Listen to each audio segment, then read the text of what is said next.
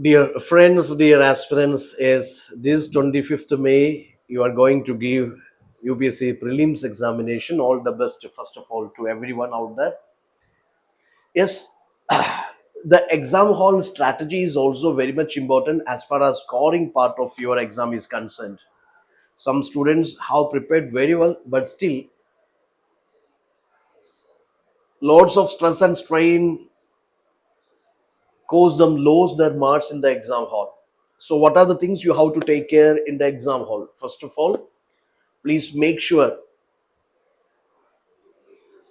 just day before the prelims exam, make sure all the necessary documents are with you, be it your admit card, be it your ID proof, your photo, or what all things essential, like a black ballpoint pen, two or three you can carry, and log watch, water, whatever, those things. Make sure that necessary documents and essential things are with you.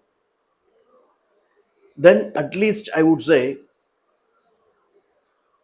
you try to reach your exact exam center 30 minutes early. Last time, what happened, there was a student, his center was some St. Mary's school, something, but he went to St. Mary's College.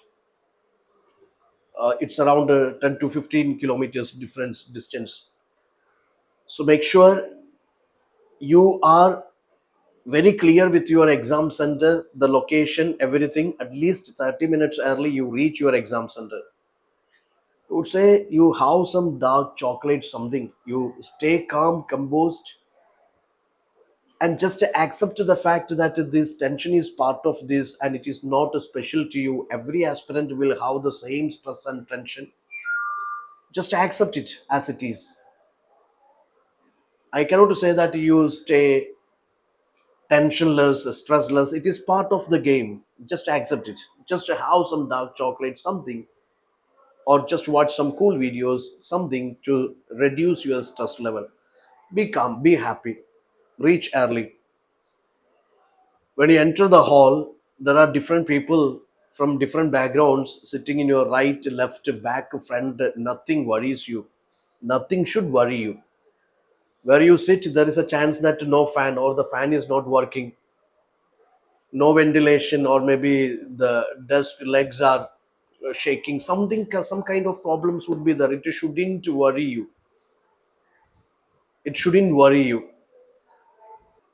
What I mean to say is that maybe you do the mock test in the air conditioned room. Not necessary that there you get a air conditioned room or maybe very cushion kind of the chair. Nothing.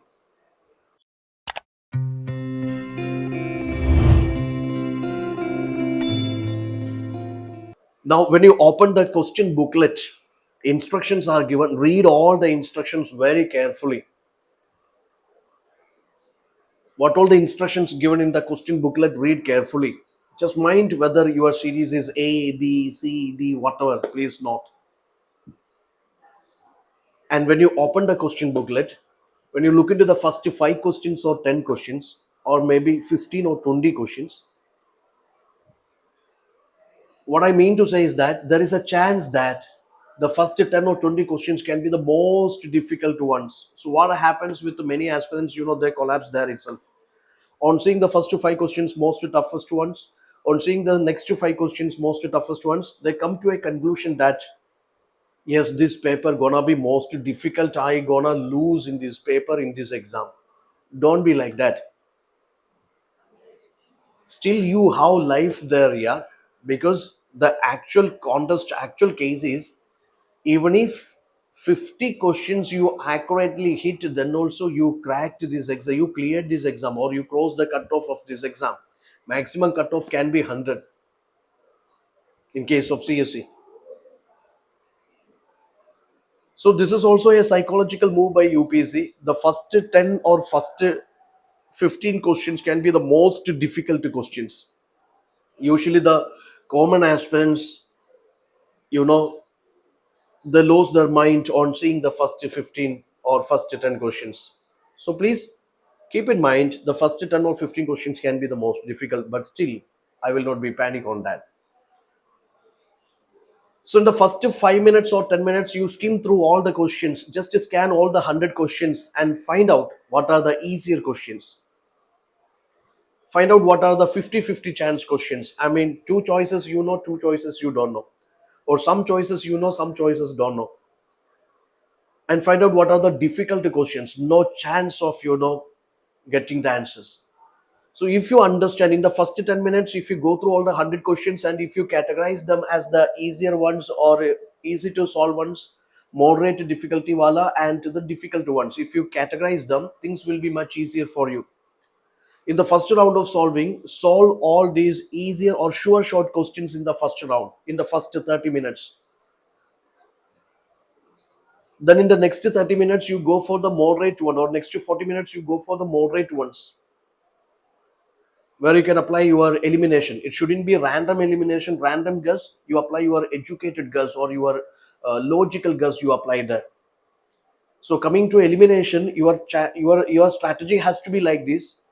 When you go for answers choices, you eliminate the most weakest choices which comes to your mind, in the first reading, or when you go through the choices, you feel that okay, this is the weakest choice, this is the wrong answer.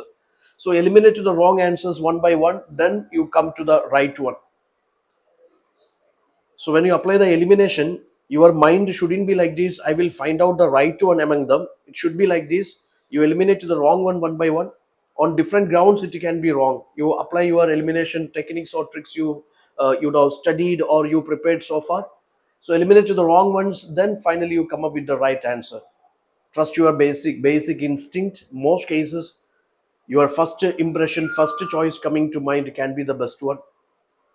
But if you have a strong reason, valid reason to go for a second thought, then there is nothing wrong in that also.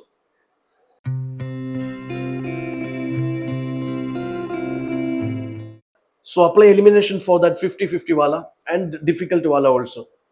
But take care. If you attempted a good number of questions in the first and second rounds, and if you have confidence that even if this much marks go as negatives, yes, I scored about something around this much, 95 to 100, then there I don't think that there is no need for solving more questions, because here your ego shouldn't shoot seeing a question and I want to find the answer at any cost. It shouldn't be like that. If you don't know the answer, no idea about any answers, then don't somersault with that type of questions here. If the difficult one, but your ego that don't allow you to let the question go or don't allow you to leave the question, then you are somersaulting with the choices. You're finding some reasons to find the answer. Don't do that here. If you sufficiently solved the questions, like the easier questions you solved 25 30 questions, 30 into 2 60 you got. Then moderate 50-50 wala 40 questions you solved 20 right, absolutely right, accurately right. 20 questions you may feel that they may go wrong, but still good chance. So accordingly, you must have a mental calculation, a mind game. You must have a picture how many questions went wrong, how many questions went right, or how many you scored so far. You should have an idea. If you are damn sure, you are perfectly, you feel that okay, something around 100 marks I reached so far, then why should you go for negative marks here? Certain questions are still there, 20 questions with no idea, no clues of answers. Still you answering them or making it wrong every now and then. There is no meaning. Because for every wrong answer, there is 0.6 is minus. So UPC aspirant, in order to crack this exam, if you have no idea about any choices of the answer of the question, then say no to such questions. Stay away from such kind of questions. That will save you in the exam. So if the paper is easy, as I said, you can go up to 90-95 questions. If it is difficult, go up to 80-85 questions, I would say. In previous videos I said how to define a question difficult or easy. Then another case is, I would say that you are solving OMR. Many aspirants have the problem like this. They do the OMR, bubble shading, they do in the last 10 minutes or 5 minutes with the full of tensions, panic, and these confusions. You will make this OMR bubbling wrong. So don't do that. What I am saying is that while solving every question, if you're damn sure you find the answer, accurate answer, then you just do the parallelly, you do the OMR work also. Okay, question number 25, 26, 27. You done. Just do it here. I mean, out of ABCD bubbles, whichever your accurate answer, you just shade it there itself. Or at least after solving every 10 questions, you do that OMR work here. I mean, those accurate bubbles you shade there itself. Don't ever leave your OMR work in the end of the exam, last 10 minutes. You want to get the time. In the last minute, this hurry, you will make lots of mistakes there. Maybe in the question you find right answer, coming to OMR, you made a mistake. Don't do that. Whenever you feel that you are tensed or you are confused with the answer, take a deep breath and tell yourself that yes, I am a champion, I will definitely do this. I'm a lone warrior, I how to find the answer. Then think positively, think cool, go for the question, go for the choices, eliminate the wrong ones one by one, then find out the right one. If you feel tensed, just drink some water. You carry your water bottle, drink some water. The problem with many aspirants is that after solving paper 1, in the break time, they get into discussions with the questions of GS paper, history, economy, geography, polity. They have some answers, this group have some answers, those groups have some answers, and you may feel that, oh my god, how idiotic I am, my all answers when they gone, or I mean they gone wrong, these people have right answers. You get tensed, and with the tension you enter for this CSAT paper, and because of the tension, because of that kind of the confusions, here also you make the same mistakes. Don't do that. GS paper is over means over. Just leave it here. Keep it in the bag or your question booklet or something that is in the bag itself. You have your lunch, listen to some music. If you wish, you try to solve some comprehension reasoning and recount the questions. Enter the hall. Same here. Repeat. Read the instructions. Here for every wrong answer, 0.83, that would be deducted. So read all the instructions carefully. Open the question. Here again, all the 80 questions, go for a skimming. I mean, very quickly you go through all the questions and you will find what are the easier questions I can do. Some easier questions in the maths part, some in the reasoning part, some in the comprehension part. Solve them in the first round. In the second round, again, I say the moderate to difficult ones, and final round, the difficult ones. This is your strategy. You apply this. And wherever, both in GS or in CSAT, with whatever or whichever the question you feel that more time is consuming, if you feel that more than 60 seconds or 90 seconds taken for a single question, leave it there itself. Yeah, because spending more than 2 minutes or more than 90 seconds, or it's even more than 60 seconds, I don't think that it will be productive, it will be yielding. If a question consumes so much of your time, that means you are somewhere confused in that question. Leave it, go for the next one. If you have time in the last round, you solve such questions. So time management part is also very important, especially CSAT. Last time also many students of mine told me that, sir, due to lack of time, we couldn't solve this much questions. So make sure that the easier ones you go in the first round, moderate in the second rounds, difficult in the third rounds. Now here, these days, the last few days, 3 days, 4 days, whatever, just to give some simulator test, both the GS and CSAT. Make sure that you are in the right track. Just have a look into the PYQs also. Stay calm and composed here. Whatever not prepared, don't worry. Even if you go for preparing them, this last minute will not save you. What all you prepared, revise them, practice them, and say yourself you are confident.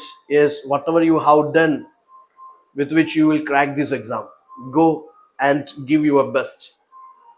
Okay, so Gallant IAS, the entire team of Gallant IAS, all the staff, the teaching, non-teaching staff, and to all your well-wishers together, we wish you all the best for your prelims 2025. Give your best, and after which we will straight away start our mains programs. Yes, no gimmicks, no fantasies, no show off, nothing. Here you are lone warrior. Just go and give what all you done. It is super fine. Whatever not done, don't worry about it. Many others also, other aspirants also have the same situation. So whatever is done so far, that is fine. Revise them, practice them, and make it into the final exam. That's it. Your confidence matters a lot. Your health matters a lot. Take care of it and give your best. All the best. Thank you.